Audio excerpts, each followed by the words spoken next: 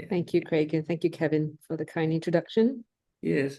I'll just give our webinar participants today a little bit more of background about you. So you're the founder, CEO, and mindfulness principal of the Brahm Centre in Singapore, a volunteer-based registered mental health charity dedicated to promoting happier and healthier living through evidence-based mindfulness programs. Now, you were trained at the Brown University UMass mindfulness centres and the first certified MBSR teacher in Singapore. Also certified in .B and Pause B, and trained at MBCT, mindfulness-based cognitive therapy, by the Oxford University Mindfulness Centre as well. So you're well travelled, Angie, and you're also adjunct associate professor of mindfulness at the National University of Singapore. But before you founded the Brahm Centre in 2012, you held senior positions with Singapore Airlines, Visa International, Accenture, Hewlett Packard, and various government agencies. And also in 2020, selected as the Straits Times Singaporean of the Year. So, and you're also a member of our Centre M3CS's advisory committee. So it's wonderful to have you here with us. Um, just like with all of your background in corporate life and all that sort of, how did you navigate from that to having an interest in mindfulness? How did it come about for you, Angie? Well, I've always felt that there was something missing in the pursuits of material achievements and career progressions, and also some sort of like, why am I even living? What is the purpose of life? Or what's the meaning of life? And so I've always been kind of like seeking because there was a void or discontentment that existed. And then I chanced upon meditation. Even then, I don't think it really got me very far. And then in 2010, my marriage broke down, and then I slipped into depression and started experiencing panic attacks. And I didn't even know what was going on because mental health education then was pretty dismal. But when I realized what was going on, then I went back into exploring more of my mind and realized that mindfulness was really the way that is non-drug intervention approach to healing my mind, because it was obviously not in a good state. So that's kind of how I started with mindfulness or meditation, and then kind of took a big break from it and then came back to it when I really needed it. It was like a medicine or something that I discovered but never knew how to apply it, and then really used it in the time of need. Has in that time of need, for the mental health side of things, uh, how did you find it then? And did it also help to sort of then coming back to it with maybe a different mindset? Did it start to help you to go into those sort of bigger philosophical questions that you're asking previously? Did it satisfy both those needs? Well, I started off in Buddhist meditation, and I think the whole focus or the main focus of Buddhist meditation was to attain enlightenment. And it was just too lofty. And I thought, that's not going to take me anywhere. And I had a very questioning mind. So that's when I kind of put it aside and I said, it's not going to happen this life, and it's too much of a goal to aim for. And I also wasn't sure about all the other components of what the Buddhist teachings were all about. But when I came back to it in using mindfulness as an approach to healing my mind, that's when it really made a lot of sense to me.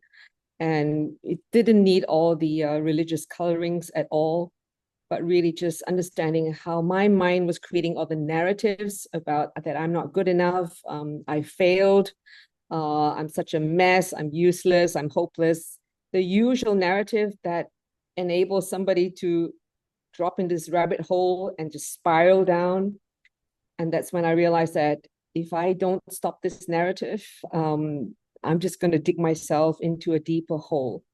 Mm. And using mindfulness to pause the mind and to slowly rehabilitate that mind to become less of a critique into one that's much more supportive and one that's much more encouraging, and to even recognize many of the achievements I have had in life, and that I'm not a bad person, I'm not a hopeless person, and to start to recognize and acknowledge the qualities that I have and grow those qualities was really what got me out of depression. Mm. And I realized that, oh my, this is such an incredible tool. And that's when I decided to learn how to teach it in a secular way in order to reach many more people. And that's what has happened. Like we all kind of will notice at various times we've got these narratives running in our heads, and we kind of call this my life, what if we take my life to be? And the narratives can be of all sorts of things, but mostly we're hardly even aware that they're there, let alone the effect that they're having. So did this awareness help you to kind of stand back and just observe them and choose to engage or leave them alone? Yeah. So through the awareness, I recognize there's just so much fear of not being validated, fear of what other people think of me, fear of screwing up in life, and what would happen to me later on. Will people still love me? Will still people still respect me? And and that's when I recognized that this fear was really causing so much of this narrative that was negative to come up, the doubt, um, the that was ruining the confidence that I once had. Mm. And that's when I said, actually, none of this makes any sense, because there's nothing rational about what I was thinking. And I started to become my own therapist through awareness, and kind of got myself out of this rabbit hole of just quit that. It has become a very unhealthy habit. Yeah. I can remember one time a medical student, doing the mindfulness program they have as a part of the curriculum, and a student had and the program's not set up to be therapy so much as a supportive practices and simple, and therapy is required then to seek other avenues. But a lot of students do find it very helpful. And one student had depression, for some time. She had a kind of a breakthrough a few weeks into the course, and she says, I can remember saying, I kind of all of a sudden realized just because I had a thought, I didn't have to think it. I had a sense she was kind of all of a sudden got this different perspective on the thoughts, and all of a sudden kind of a sense that wasn't her, and she could choose to engage with it, she could choose to leave it alone. And she found that with those kind of narratives that she was having with them herself, I'm sure a lot of us could relate to them, but she realized she just didn't have to feed it, she didn't have to reinforce it. And it's quite a breakthrough, quite an insight, really, when we can have moments like that.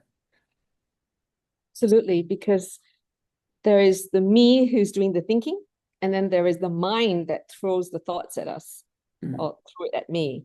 mm, And that is that space that I had to say, that's just a thought. I don't have to believe it. I don't have to act on it. mm, And I don't have to reject it either. mm, And the loving kindness practice was really powerful, because there were so many people I was also angry with in my life, not just myself, but people that I felt that was to be blamed for how my life didn't kind of go the way I expected. And then using loving kindness was really what was healing the mind from getting more resentful, getting more angry. Um, mm, and then I realized that's how people lose their mind. It's like, it's just been taken over by emotion, and the whole amygdala in the brain just hijacks it, and mm, just wants to go out and punish other people or retreat into this rabbit hole. mm. Um, Either one of those options is not a healthy option. Yeah. So that was like a real turning point, and being able to heal with the loving kindness practice. so you had that turning point, um, and then in 2012, um, there was a founding of the Brahm Centre. So how did you join the dots from having your own personal breakthroughs to sort of thinking, oh, I'd like to totally pivot my career and my work to founding a mental health charity? When I founded it, I had no idea or any plans to work in it myself. I just felt that it was something good for the community to have a center where they could come and get education, first of all, about mental health, mental well-being, um, and to provide some support to the community. I didn't have even a 3-year plan or 1-year plan for that matter. I was like, I just needed to do something that was going to be filling a void or a gap that was existing then, because mental health wasn't even talked about very much. So Mm. I figured if someone like me could get into such a rut, there must be other people too. And there were other services available, but not one that I would be inclined to go to. So I figured if I created something else that wasn't so, that didn't make people feel so helpless in having to seek help, then more people would come forward, and that's what happened. Mm. So I founded it with a few people who believed in the cause, and so after opening it, hired some people. After a couple of years, I realized that, well, if I didn't go into it and build it myself, it's going to take a long time to increase the footprint and to extend its reach. And also there was this incident where I met a lady who was 37 and she was dying of breast cancer. And that was a wake-up call to me, like, what would I regret not doing if I was running out of time? And the answer came to me, not having served. So that's when I said, okay, I'm going to give up my $20,000 job and take a massive pay cut and give this, and do the service and dedicate my life to it. And I've never looked back with any regret. I earned less money, but oh my gosh, the amount of happiness and fulfillment that I got back in return was multifold of whatever money I gave out, which I didn't miss. So that's one of the best decisions of my life. And so it's been 11 years now in this space. Mm. Um, yeah. Yeah. So, um, I mean, Brahm Centre seems to be so well connected with different organizations, government departments, the Ministry of Health in Singapore, etc. How did you build those connections and get it known in the community so well? Did it just happen organically by itself, or were you using some kind of experience you had on, marketing and other things to do it? How did that process all take place? So I think it's definitely a combination of everything that you had said. Because when I was young, I've always been eager to go and serve and volunteer to help anyone who needed help, including in other organizations. If people wanted me to give a talk on something that would be interesting to them, I would just do it. And including going on missions to Myanmar when Nargis storm kind of hit them and devastated the area around the Irrawaddy river, and also Sri Lanka when tsunami hit. I just decided to organize a few groups of people going there and rebuild their homes, bringing aid to them. So I think all that work enabled me to connect with a lot of people, and then going to healthcare as well after Singapore Airlines. Again, connected me to a group of a sector that I was never familiar with. And so when I started this, I realized that I had so many people that I really knew and started to connect with them. And they realized what I was doing wasn't to glorify myself or to enrich myself. And they were very willing to come and help. And they also noticed that, I work long hours, like 12 hours a day, including weekends, whatever it took, like an entrepreneur, we try to build something. And it wasn't for the money because I really took a 60% pay cut. So whenever I called on the doctors, whoever was able to lend a hand, they would say, sure, because I think they felt a bit sorry for me. So, and then it started growing from there. And today we have $7 million of funding from the government through grants to serve the community, especially the seniors and the population, including youth that have mental health challenges. So we've been very fortunate that every brick that we stacked up and other people coming to add the brick has really helped to grow what Brahm Centre is today with 10 centers, and we have almost 80 staff. We also take in about 75 interns every year, and that's through a grant from Bank of America to help youths get an internship to learn about work skills, social skills, and also to help with their self-esteem, confidence. And some of them have mental health challenges when they come into the program.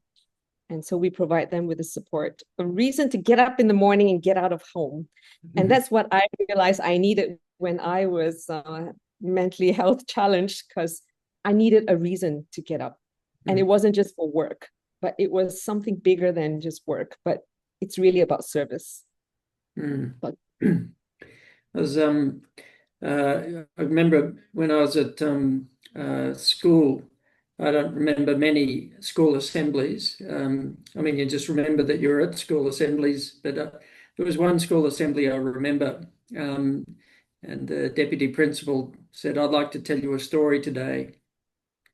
And the story was, this guy wanted to see heaven and hell. And so the guide said, all right, which would you like to see first? And said, oh, show me hell. And it was this palatial palace and beautiful gardens inside, banquet hall, magnificent banquet, but everybody was starving. And I said, well, it's terrible. And but the problem was they had these very long forks. And the forks, they could put the fork in the food, but the fork was too long to get the food to their mouths. So they're all starving and said, all right, well, show me heaven. Same palace, same banquet, same beautiful everything, and same forks. So put the fork in the food, but the only difference was they'd feed the person on the other side of the table. And so everybody was obviously there seems to be something in that sort of service that it's not doing it for reward, but reward seems to come, and this sort of this giving it seems to be a really important part of your journey that's come even more to the fore since your own adversity that you've obviously turned to good effect. What is it absolutely. about service, that makes it transformative? One is that you no longer focus on the me, especially with the capital M and E. Uh, so it's also very humbling to realize that there are people out there that have more suffering and more difficulties in their life than I did. And my usefulness became more what I would identify with than the uselessness that I used to imagine in my own head. And I think there's something about giving without expecting things in return that is just so enriching. Where it's very different when you do a favor for someone because you want a favor back. But if you just do a favor because you can and not expecting anything back, there isn't this thought in your head like, when I'm gonna get my own ulterior motive met. And I think that shifting of the mind, it also what cleanses the mind from being somebody who is doing things only because they get something in return. Yeah. Was the timing really important? Because I mean, the timing in terms of mindfulness has sort of been this gathering wave for some time, but also from a mental health perspective, going back a decade or more, was mental health, in the Singaporean community really much recognized or spoken about? Because there's been, certainly in Australia and other parts of the world, this sort of breaking down of stigma where we can actually talk about being human and having human experiences, which are not always comfortable and easy. So was timing really important that for the development of the Brahm Centre? And Absolutely. And getting even the award of being Singaporean of the Year was all about timing. And that's what life is all about. So in every juncture of our life, I think there are opportunities and doors open. It's a question of whether we would walk through it and explore what's there without worrying or having a goal in mind, but rather just exploring and see how we can be useful when we walk through that door. Certainly mental health, it's talked about more. I do think that there's also an increase in people suffering from mental illnesses. Previously, I think when someone has mental illness, they think that they're either possessed by a spirit, or they're just crazy, they're gone mad. But now people understand that, there's schizophrenia, there's bipolar, there's BPD, and other mental illnesses that now have a name, or a mental condition that has a name. And that is very helpful to be able to recognize it. And there are some cases where there is medication, and there are some cases that you use a non-medicated approach. And I have psychiatrist friends who basically say, you can't drug yourself out of depression. You are suppressing the symptoms, but until you get into the root cause of it, which is usually how we think about life and how we think about ourselves. And if we don't shift that, we will be chronically depressed. We just cope, but we're not out of it. So the underlying causes are there to recur and so on, and to that need some attention as well. So is the Brahm Centre, does it provide therapeutic programs, or just general community programs, or both? Or all three. yeah. So yes, we promote mindfulness, even just offering a mindful hour, a calming hour, or a stress relief workshop that is available for free. We do conduct the mindfulness-based stress reduction and mindfulness-based cognitive therapy courses, and also customized courses for certain groups of people, for example, like clinicians.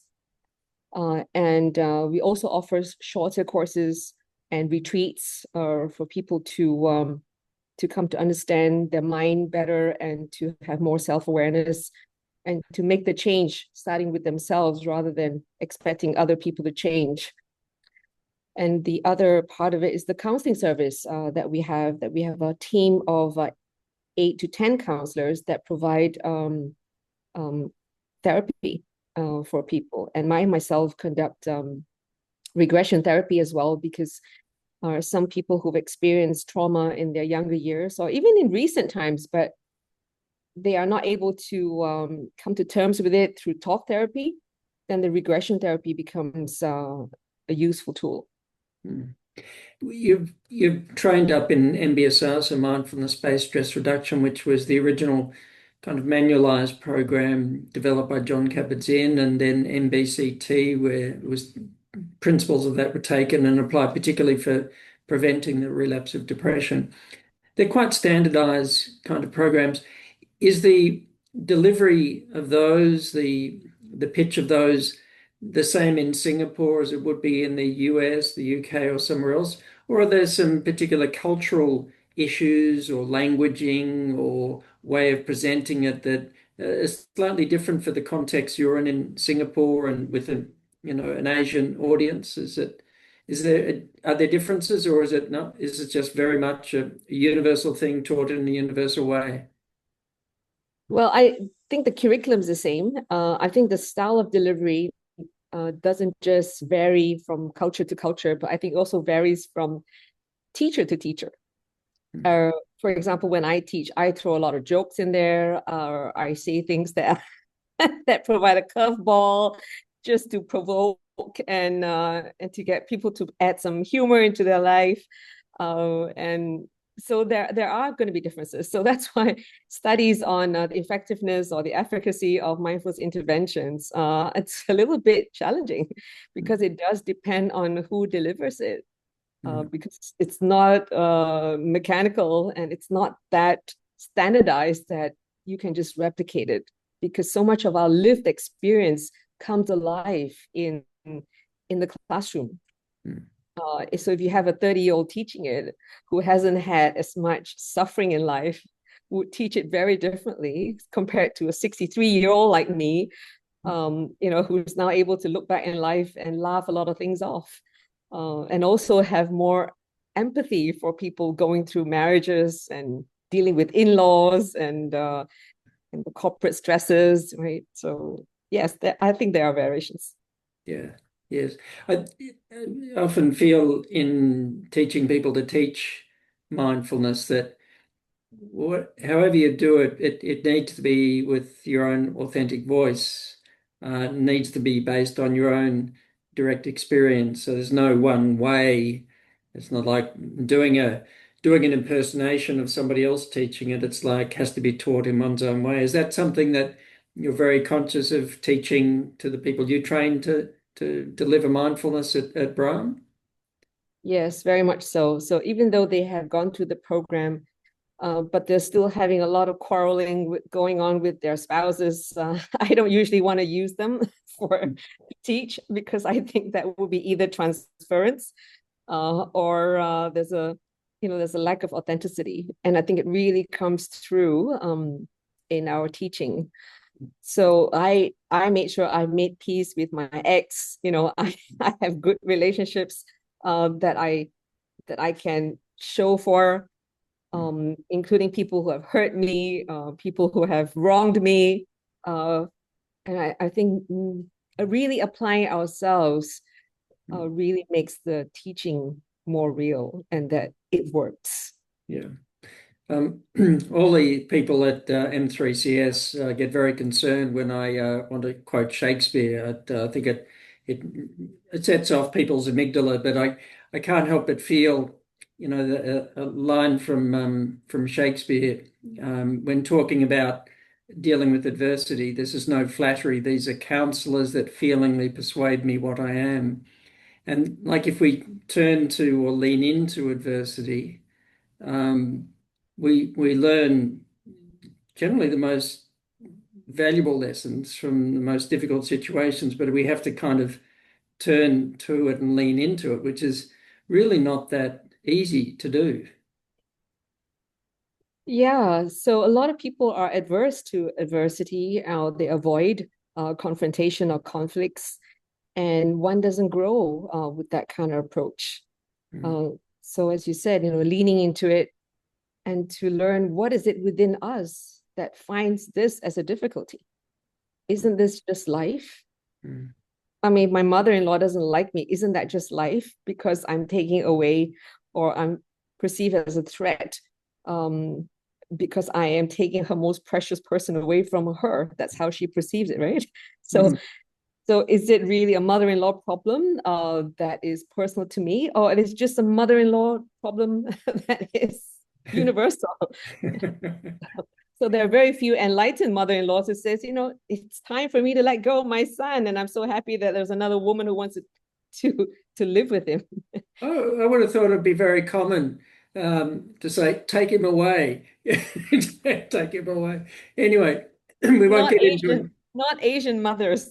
That's a big it. difference. So when you talk about cultural differences, definitely mother-in-law stories are much more real in a Mm, different way yeah. than maybe Western mothers who say, yes, please move out. And so glad another woman want to put up with you.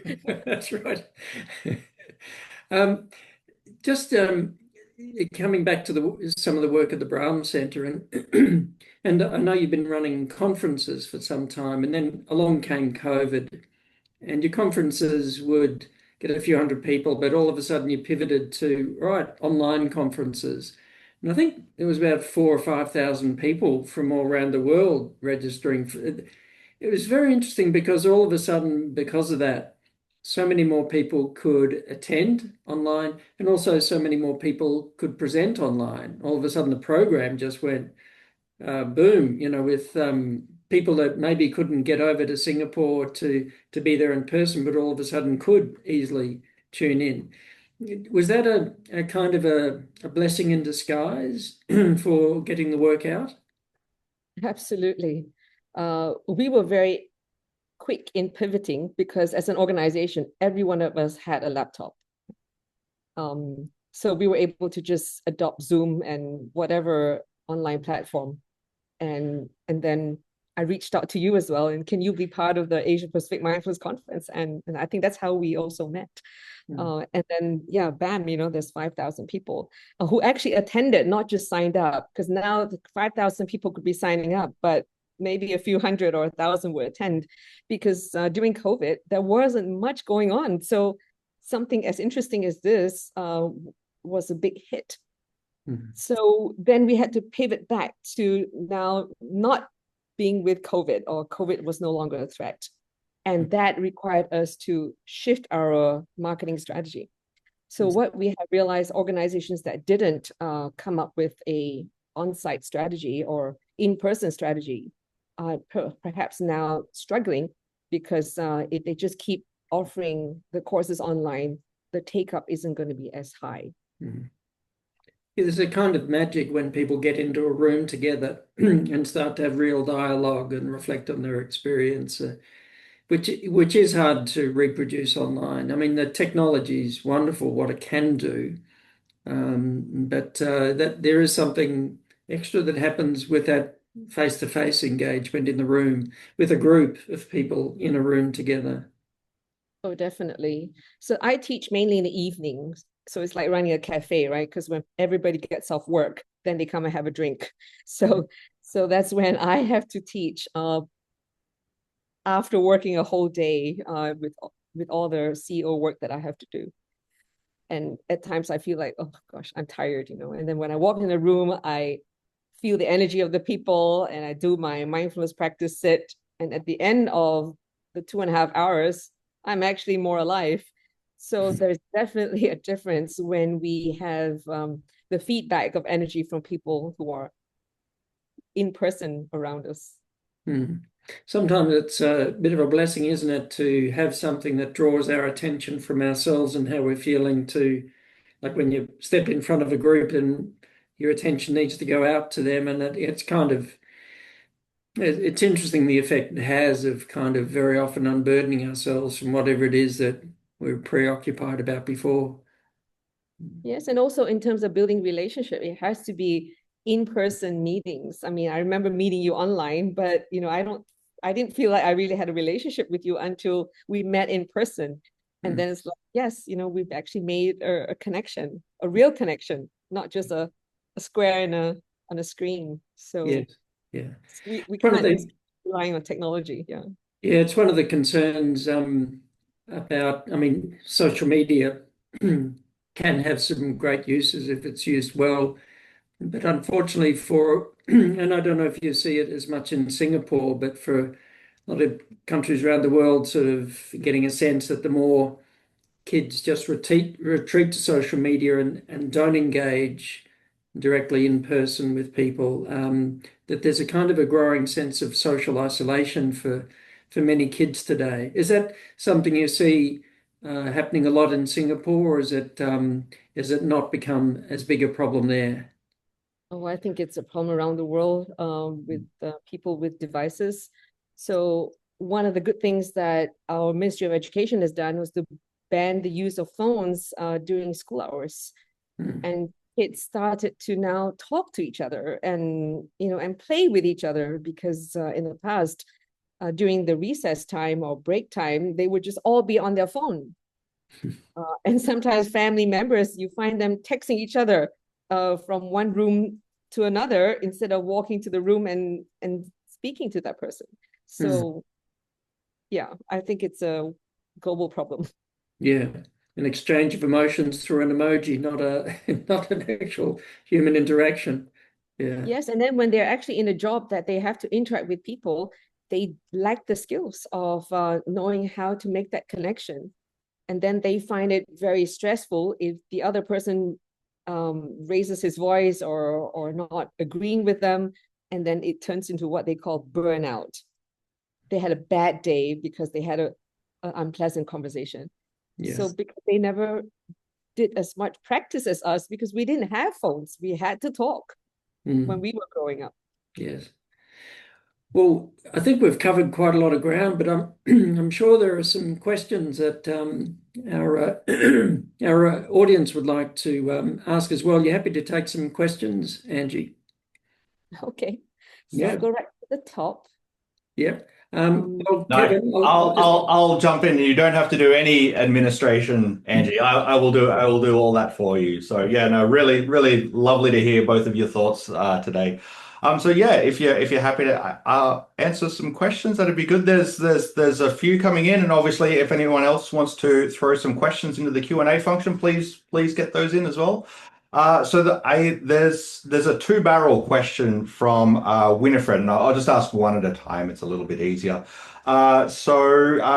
Winifred basically asks us like, well, I want to develop a mindfulness habit, to say.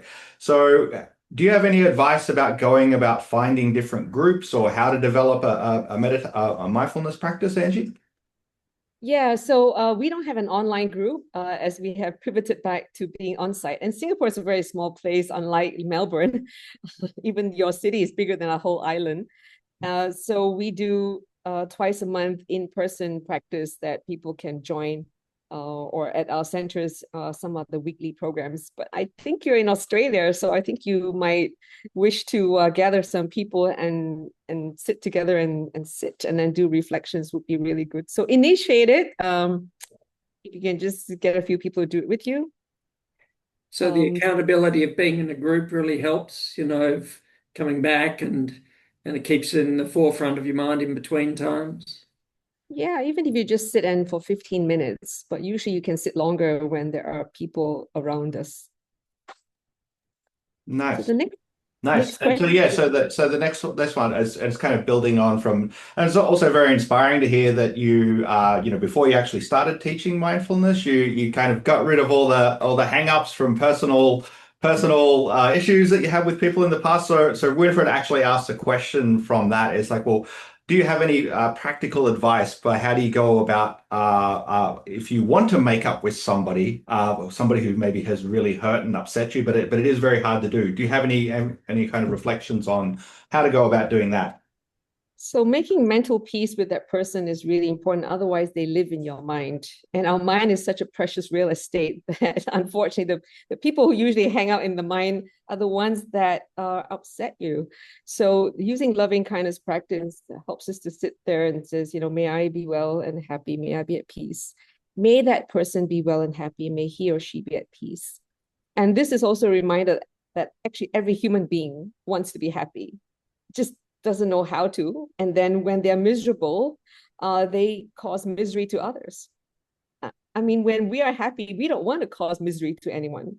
But when we are unhappy, we want to make others unhappy too. So recognize that, it's not that they can help it.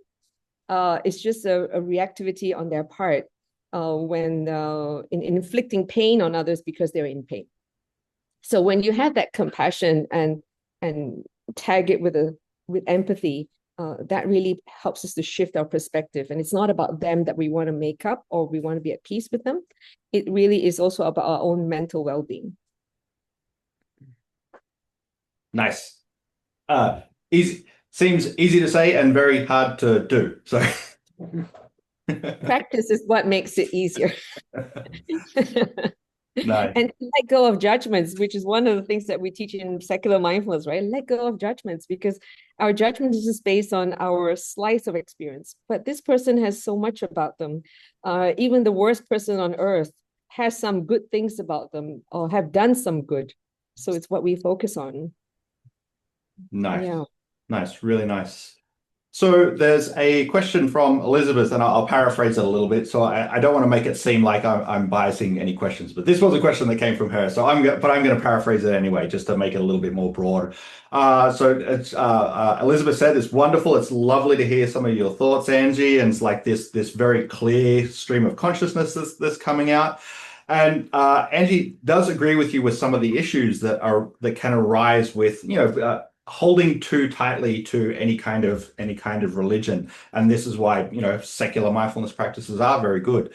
But Elizabeth also asks us, like, well, what do you think about some of those aspects of different kinds of religious practices that do really think about the importance of compassion and service as well? She's obviously very inspired by the way that you interact with the community, but there are these sort of aspects of religion that do emphasize that. So, like, does any of those qualities kind of like come into the work that you do, or?